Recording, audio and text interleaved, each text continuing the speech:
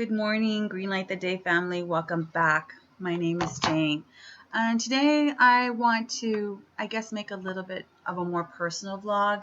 That's the mood that I've been in this week. First, let me read you this quote by Sylvia Plath. She is a poet and an author. You may have read her book, The Bell Jar, in school. Yeah. So in she wrote this book called The Unabridged Journals of Sylvia Plath, and in it she wrote. There's this quote that she wrote: "I can never read all the books I want. I can never be all the people I want and live all the lives I want. I can never train myself in all the skills I want. And why do I want? I want to live and feel all the shades, tones, and variations of mental and physical experience possible in life. And I am horribly limited." Now, this quote is actually kind of a sad quote, and you're probably wondering, Jane, how in the world can we greenlight our day with knowing that we're limited? Well, like I said, this is going to be more of a personal vlog for me.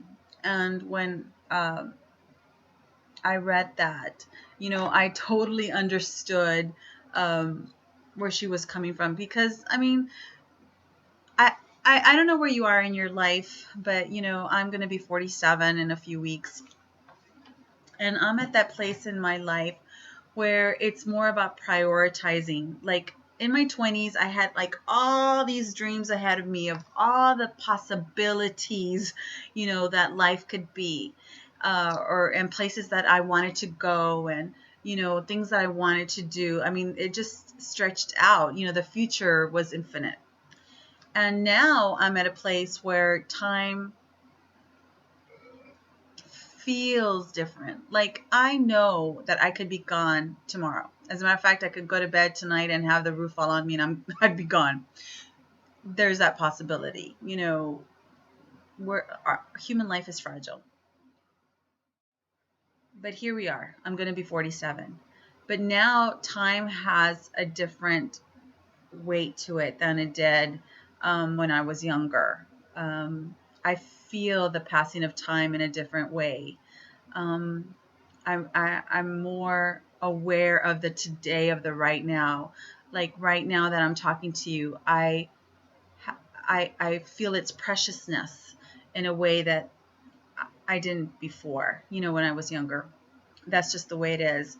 I don't like wasting time. I'm not interested in playing games of any kind at this point. I never was. I'm not good at that, at the game playing. I pretty much have always been, what you see is what you get. Sorry, sorry about that, because I'm jacked up, but who isn't? So when I think of this quote, the way, it seems kind of a downer, right? Because you're thinking, oh my God, I'm never going to be these things, and I'm limited. But honestly, for me, it's a huge green light, because it makes me feel connected to the writer, because I understand what she's talking about. Sorry, I'm going to put these glasses. It's only for reading. It makes me feel connected to her. That here's this other human, a person I've never met, but she's writing words that I totally understand and can apply to my life.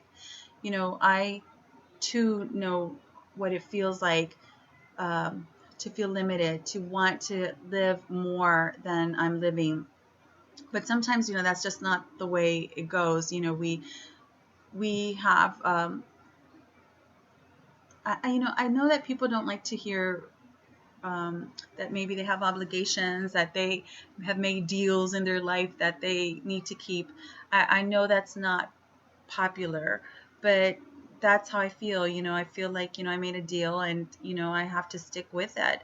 So, I understand my place in the world, and what how I'm responsible, and how I need to fulfill and be a person of my word. Something that I'm not sure that I was good at before, but I'm practicing it now, trying to be a person of my word. And I could go more into that, but there's not enough time. I don't want to take up that much of your time because today's 4th of July. I just want to greenlight your day by, I guess, shedding light on the fact that, over the centuries, all of us are connected to the first people, and the lessons that they've learned are the lessons that we're learning.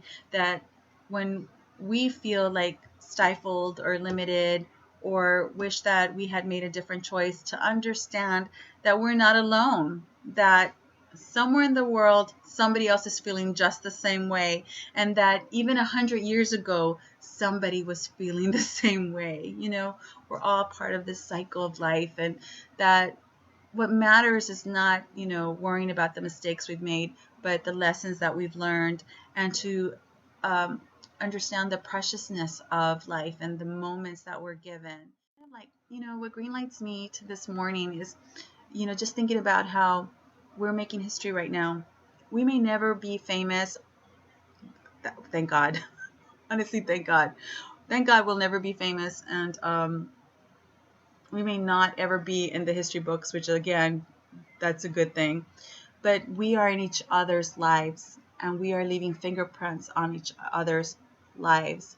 And as we, give and take, because I can tell you, every time that somebody has sent me a letter or made a comment, or sent me a personal message on Facebook, or even here on YouTube, those things are precious. And I feel privileged, to be a part of your lives. For all of you who, make the phone call. I'm not a big phone person, but I do appreciate those phone calls, and I appreciate what we are to each other.